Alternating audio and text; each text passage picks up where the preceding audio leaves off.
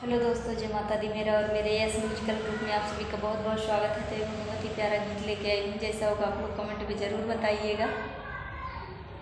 जब से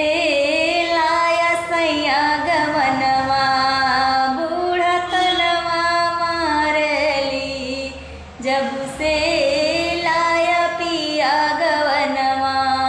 बूढ़ा तनवा मारली, तनवा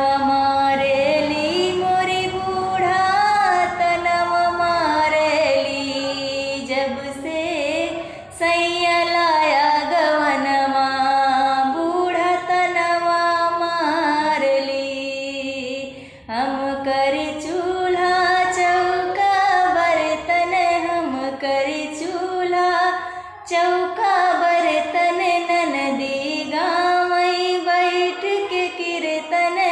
ननदी गावई बैठ के कीर्तन, अपना बैठ के कूचई पनवा बूढ़ा तनवा मारली, अपना बैठ के कूचई पनवा बूढ़ा तनवा मारली, जब से लाया तू सैया गवनवा बूढ़ा तनवा मारली,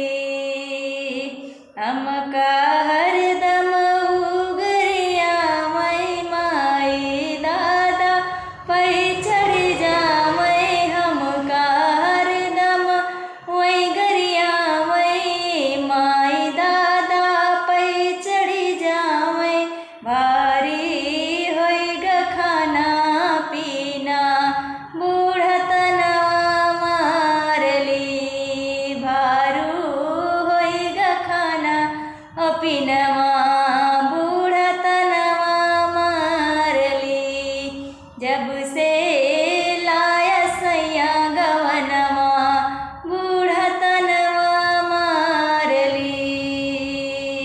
होइगा बहुत अब हम ना सहबै, होइगा बहुत अब हम ना सहबै, राजा हो अब अलगे रहबै, राजा हो हम अलगे रहबै, है ठनली मन में परनवा बूढ़ा तनवा मारली, है ठनली मन में परनवा